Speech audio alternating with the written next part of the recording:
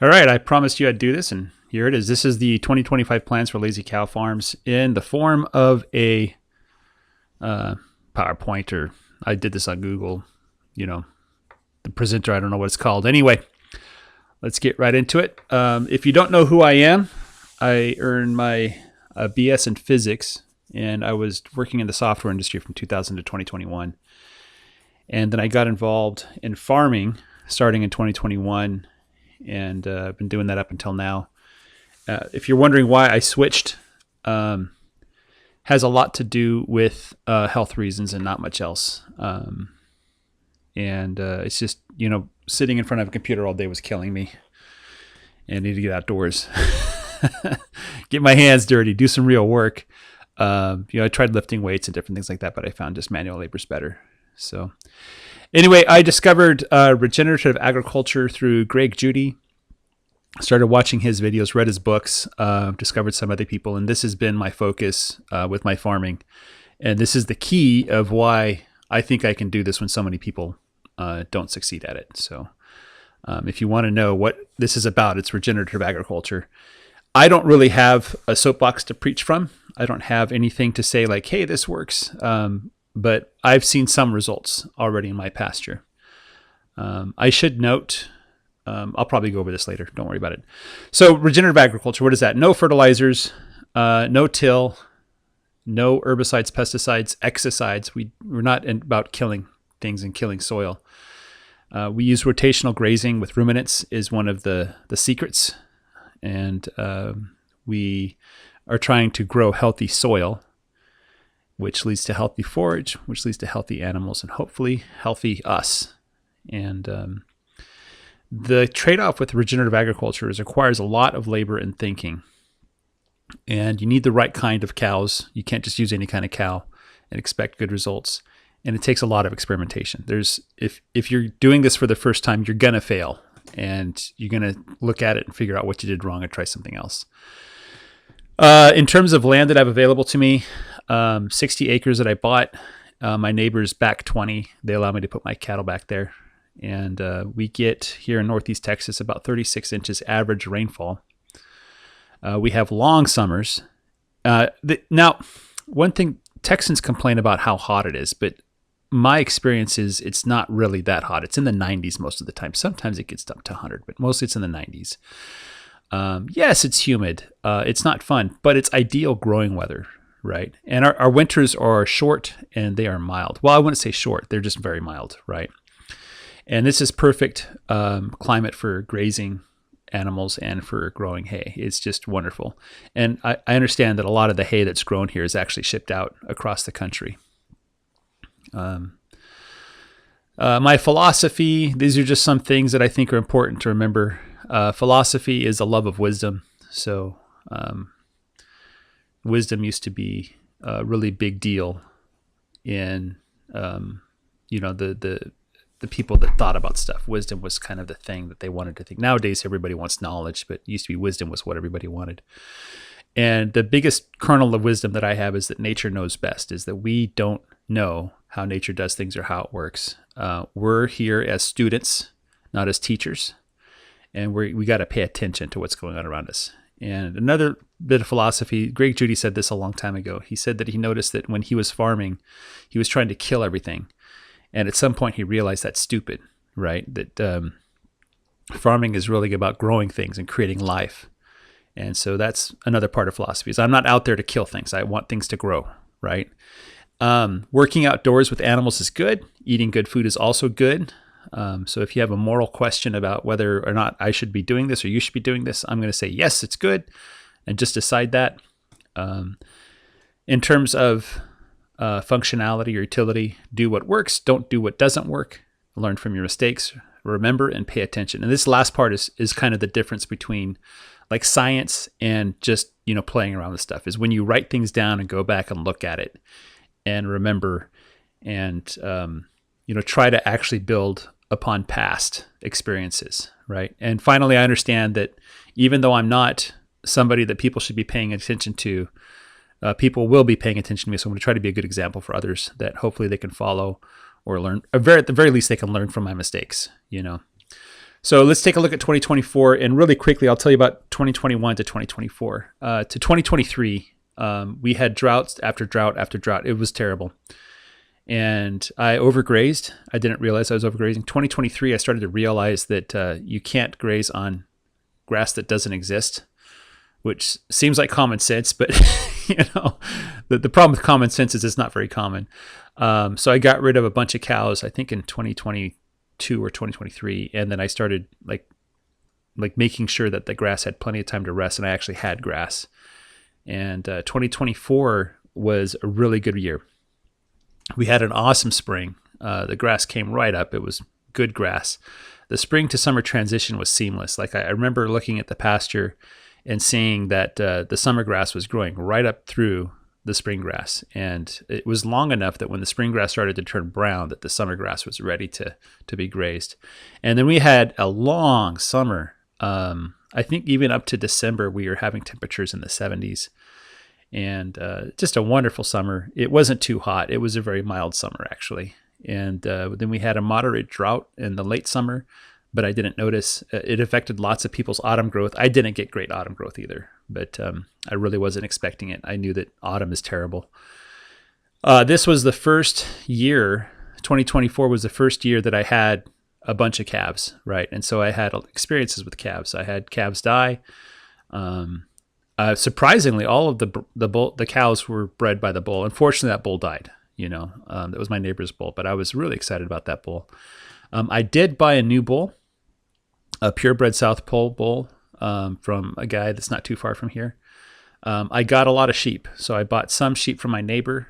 These were reject sheep that the broker didn't want, and then I bought at a pretty decent price, like 80 sheep from a guy near Austin. So it's a little bit of a climate change for the sheep, but not much. I don't have any more chickens. They're all gone. But I do still have some ducks, especially the Muscovy ducks. They seem to be surviving really well. And I have way too many puppies. I had 2 litters of puppies. I did not want puppies. I tried to keep the boys and the girls separated, but it didn't work. And I still don't have enough livestock guardian dogs I can trust with the sheep. One of the dogs killed 2 sheep and wounded 4, I think. And I just had enough. I had to put them down. I couldn't keep them. So, and most importantly, last year, it felt like this is actually going to work, So I was super excited about 2025 and future. And I have all kinds of wonderful plans, right?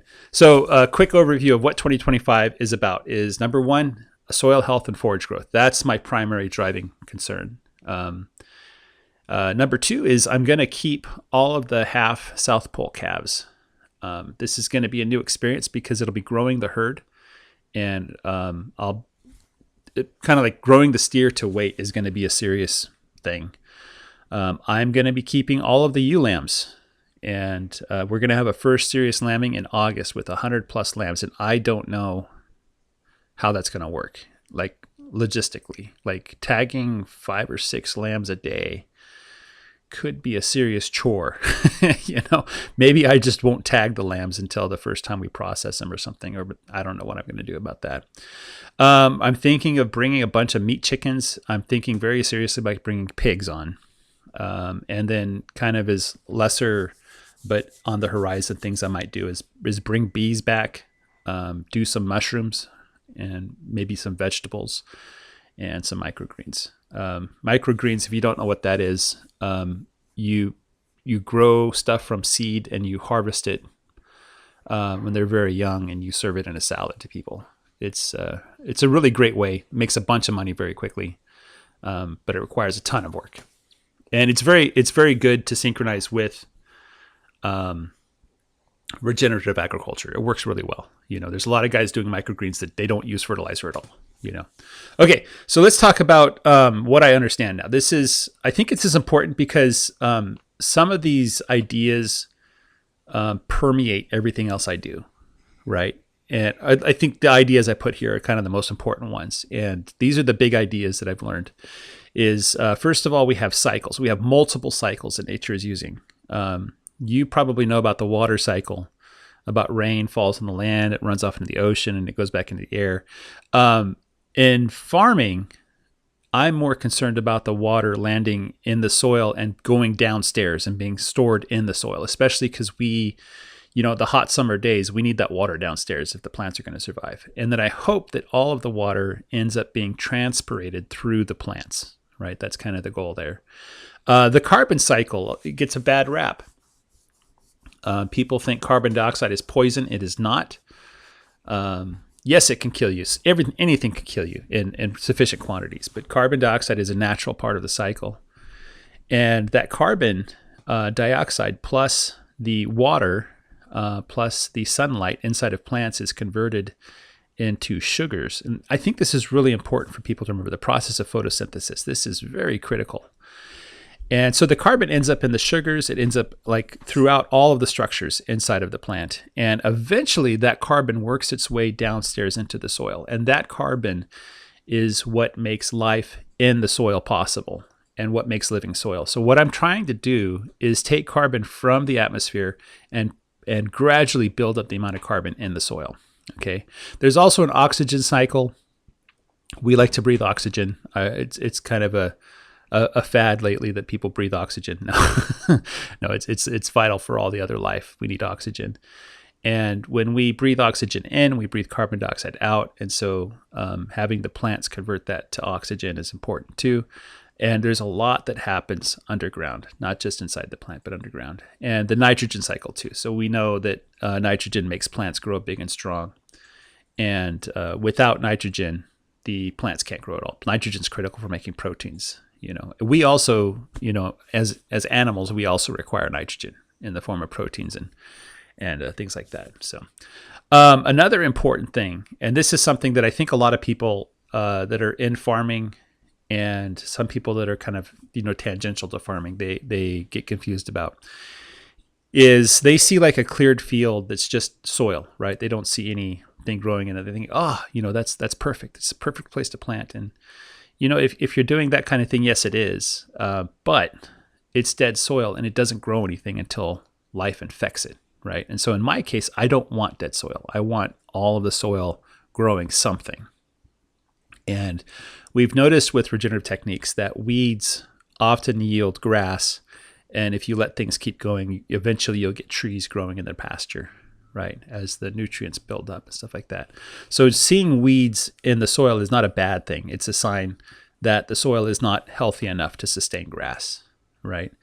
And I think the more that I learn about how this process of life works, the less I understand, right? So I thought I understood what was going on. And then as I studied like the actual processes, things we know, the details, there's just way too many questions. And so this happens in software too. Sometimes you're looking at a system where the software is way too complicated. You don't know what's happening. Well, there's still tools you have to analyze it and, experimentation and things like that.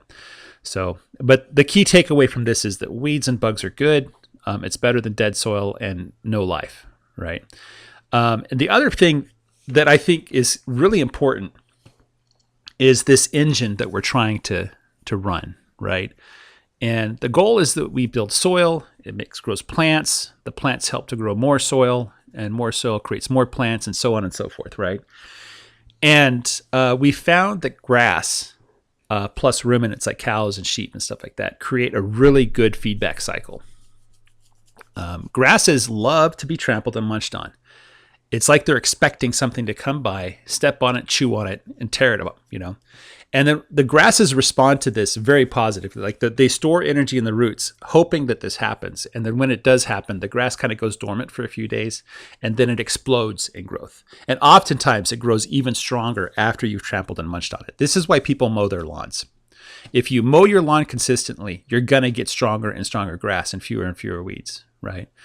Now, obviously, the grass needs time to recover. You can't just keep eating the grass as it tries to regrow. That's how you kill grass, right? And if you want to kill bamboo, I'm told that what you do is you cut the bamboo down, and then you wait for the green shoots to come out of the ground, and then you cut that down, and then you wait for them to come out of the ground again. You cut that down. After 3 or 4 times of doing that, the bamboo will die. It can't regrow, The other thing, too, is the cattle and sheep provide the manure, the urine and manure that feeds the soil. So they have this process where they take the plants that they eat in their gut, and using bacteria and different things, it digests all of those things into something that the cows and sheep can eat, but also it turns it into manure. And that manure is super valuable. People know that if you want to plant a garden, you go grab a bunch of manure and put it into the soil. It creates, fertility. And another thing too that I don't think people realize is that there's 5 little mouths on the cows, right, and the sheep. And those 4 hooves, those 4 legs help by pushing plant matter into the soil, and they kind of mix up that top layer there. So all those things work together to create this really positive, virtuous cycle. But if you leave the cows on the same spot of ground for too long, they're going to kill the grass. And so we have to do rotations. And that's where the temporary electric fencing, this is the technology. This is probably about 200 years from now, somebody's going to look back in time and say, how did we do all this? And say, temporary electric fencing. That was the key innovation. I think it started in New Zealand. They figured this out. And that's one of the reasons why New Zealand is so good at exporting, sheep and stuff like that. But anyway, so roughly what we're doing is we're taking our pastures and we're cutting them up into tiny little areas. And we move the animals multiple times a day. We put them on there for a few hours at a time, move them to the next area. And this gives the grass a competitive advantage over weeds and everything else. The grass thrives, it grows tall and strong. The soil grows, the grass grows, the soil grows. And it's kind of like a lawnmower engine. Once you get that process started, you can go for it. And that's what I'm trying to do here is I think I'm getting the engine started. It's kind of sputtering in some places, but I think other places I'm getting really good grass growth and I'm getting a really good feedback loop. Okay. Another critical thing that cannot be underestimated is this understanding about nutrient density, right? So people have noticed that over the last 100 years or so, the nutrient density in our foods has been decreasing, right? So you go to the store, you buy a tomato. The tomato doesn't taste like a tomato anymore.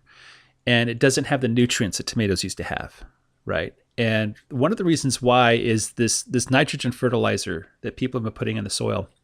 It helps plants grow fast and big, but it doesn't encourage the secondary processes that are supposed to occur. And it also kills the soil. Remember, nitrogen fertilizers are poison. You can look up the data sheets for how to avoid getting poisoned by nitrogen fertilizers. They're not good, right? And the other things people put in the soil are poisons, right? So healthy soil makes healthy forage, right? And so we're finding that the forage that's grown regeneratively has higher nutrient density, right? And then the animals eat this, and because the animals are eating high nutrient dense foods, they also have higher nutrient density and they're healthier, right? They become more productive, less management. I don't need to go out there and trim hooves all the time, right? I don't need to do this. I don't need to do that, right? Now, obviously, you need to pay attention to what breeds you're using. Using the wrong breed of cow, cows that are bred to be fed are probably not going to do well on pasture, right? And another thing that people have been talking about is bigger is not better. Smaller cows tend to make more money, right? And so we're not trying to make big animals. We're trying to make more money or more meat, more weight per acre, right? And the last little component, this is important, is just because you're eating nutrient-dense foods doesn't mean that your body's actually absorbing those nutrients. And that's why the vitamin industry is kind of a scam, is because when you eat those vitamins, a lot of it ends up in the toilet, right? The body's not able to properly absorb those nutrients. And so we're finding, though, that people that eat this regeneratively grown beef and other products, they are healthier, that they're getting the nutrient density in their own bodies. And this is kind of the breakthrough, the last little thing here. And there's studies and stuff showing that. I don't have access to those studies, but and furthermore, this food tastes better. If you've eaten meat that has been not finished at a feedlot, it tastes completely different than the beef you buy in the store, right? And when you do that, and then you go to the beef you buy in the store, you're going to notice that it smells like a feedlot, which makes sense. So your body's going to crave these nutrient-dense foods, right, as you eat them. I've noticed a change in my eating habits as I've eaten animals that have been grown in healthy conditions, you know. So last little bit is every farm needs to make money. And not everything can be counted in money, but at the end of the day, you do have to worry about that stuff. And regenerative agriculture is good because it limits the number of inputs you need. I'm not going out to the store and buying tons and tons of fertilizer, and I'm not buying expensive equipment and things like that. I'm trying, shoestring budget. I just have the electric fence. I put in a lot of the labor to make up for the fact that I'm not buying all these other things that people typically buy to run a farm.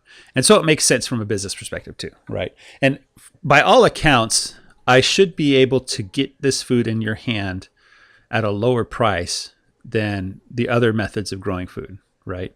Because I'm not doing all of these other things, right? That the people typically do. I don't need to own a tractor. I don't need this. I don't need that. So anyway, let's talk about the grazing. So I expect a drought in late summer. It's happened for the past, 4 or 5 years. It's going to happen again. So sometime in July or August, it's going to stop raining, and it won't rain again until October, right? And that's drought in our area. So I plan on buying hay to supplement what I don't have. I think I got 90 bales this year. I might get 80 to 100 bales. So I'm going to do that again. I also plan on getting more hoses or longer hoses so I can put the water in different places. I don't have to have the water along the eastern fence there. I think having the animals cross from the west to the east is actually injuring and hurting the middle of the pasture, right? And I plan on using, different grazing patterns. I've been doing like a, row by row and then running down the row.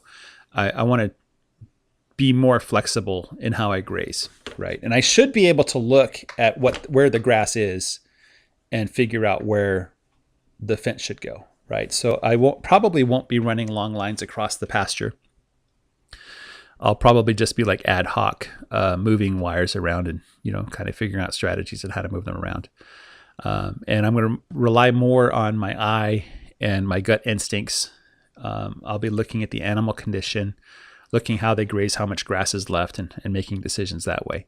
I'm pretty confident that I have a good enough eye that I can tell, how much grass the animals need and make adjustments.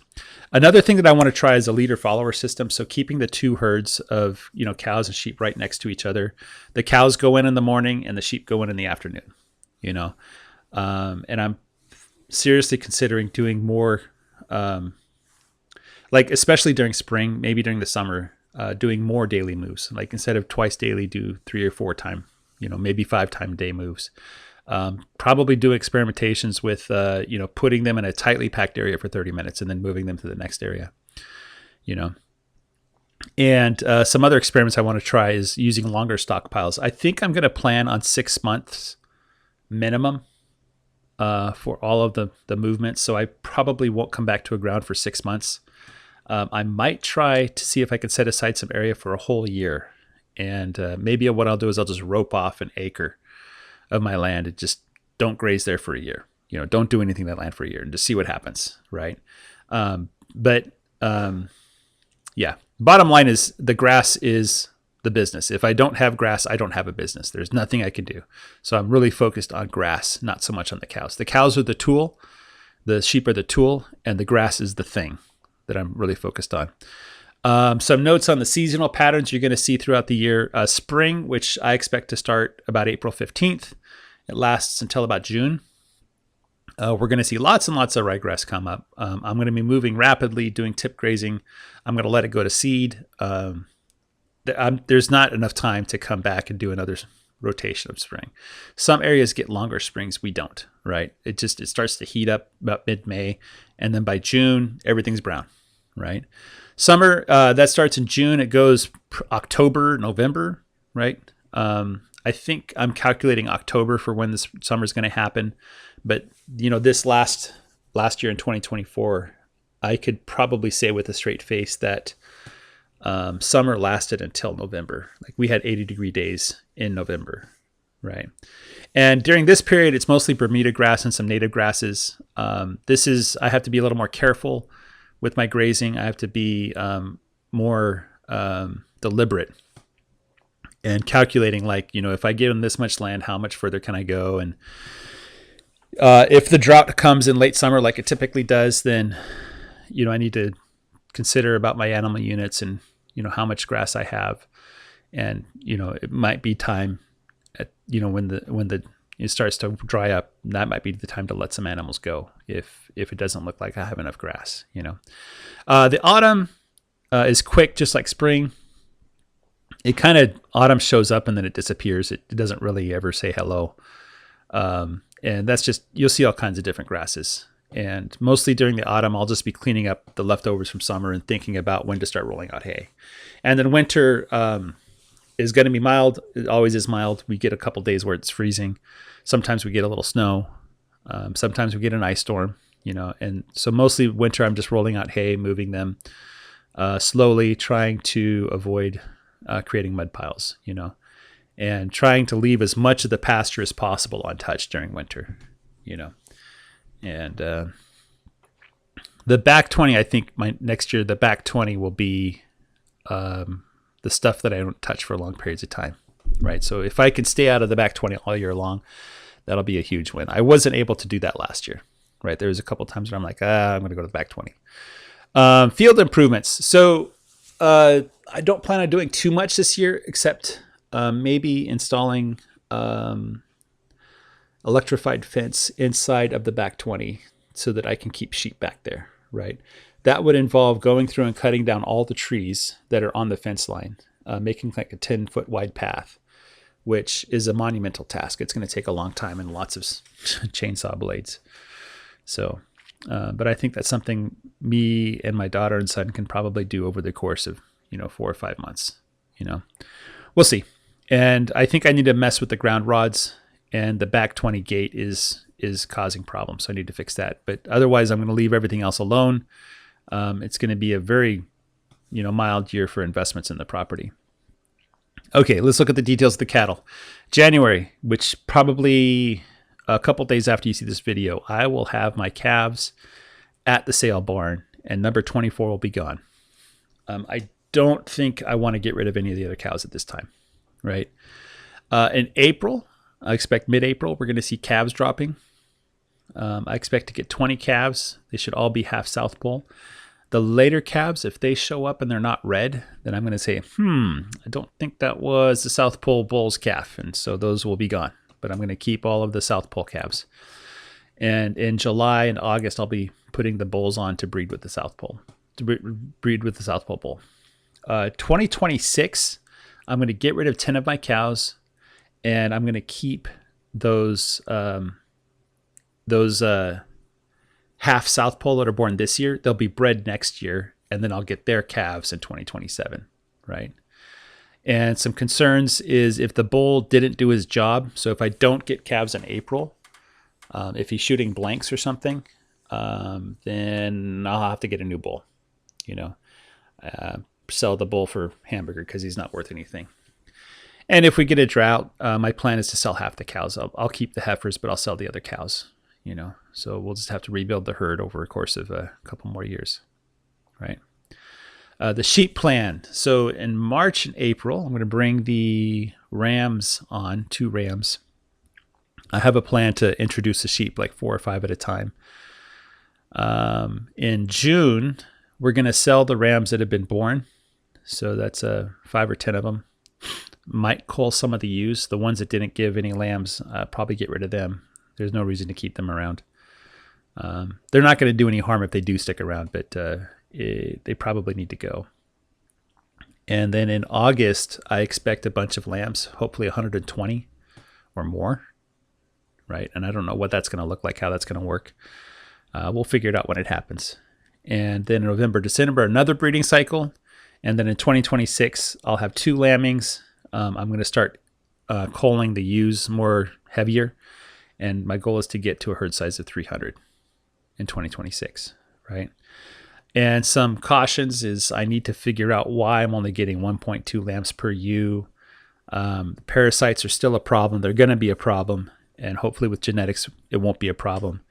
And finally, getting the livestock guardian dogs figured out. I don't think I have a problem with predators because I have those dogs. Okay.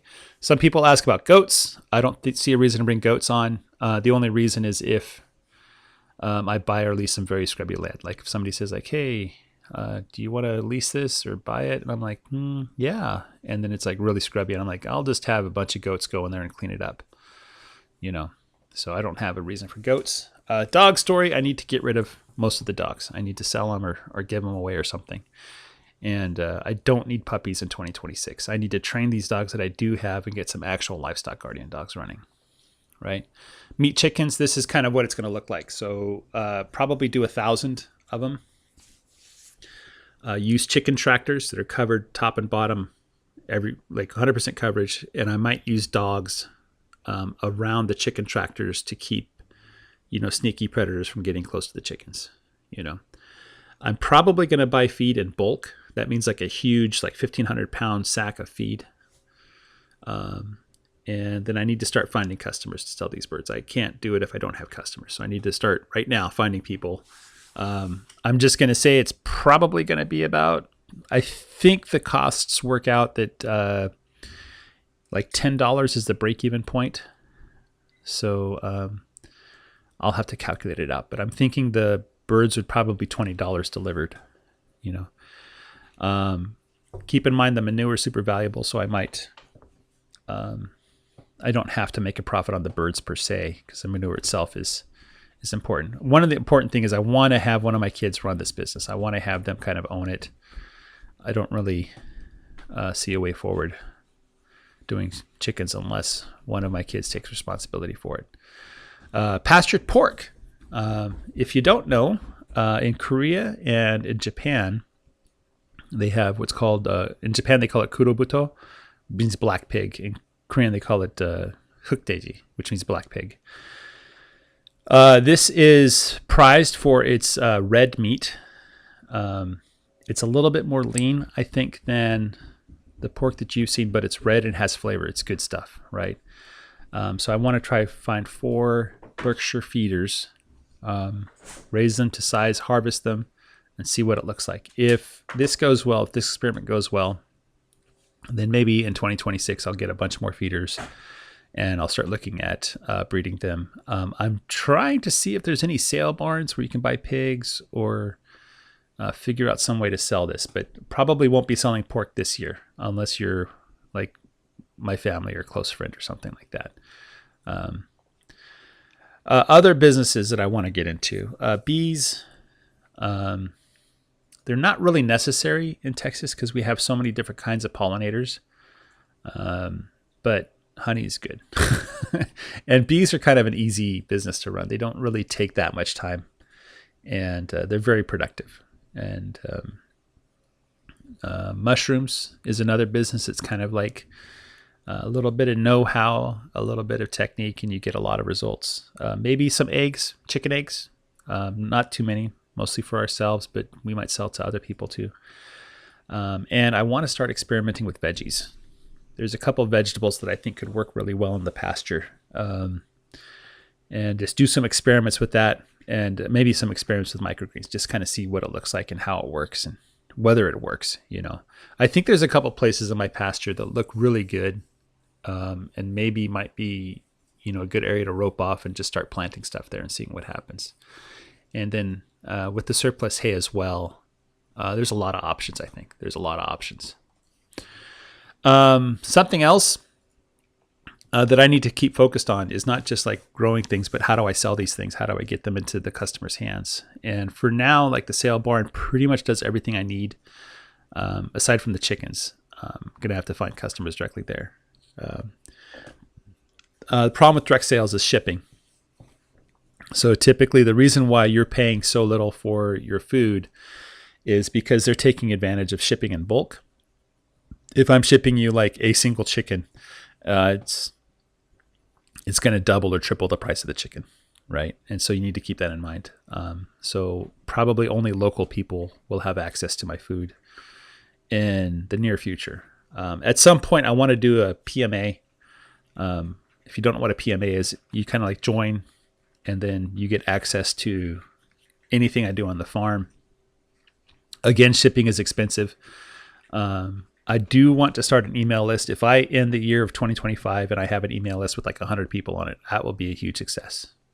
So I want to start an email list.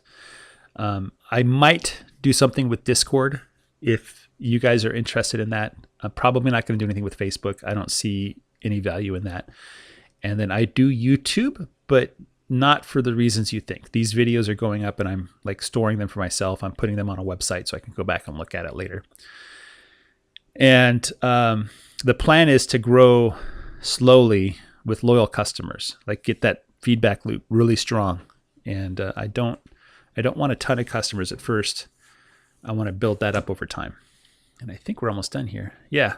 A couple other things that I'm doing is I'm just looking at land, hoping the prices will fall. It would be nice to own like 10 times as much land, but probably not going to happen in this area. We'd have to move or something like that.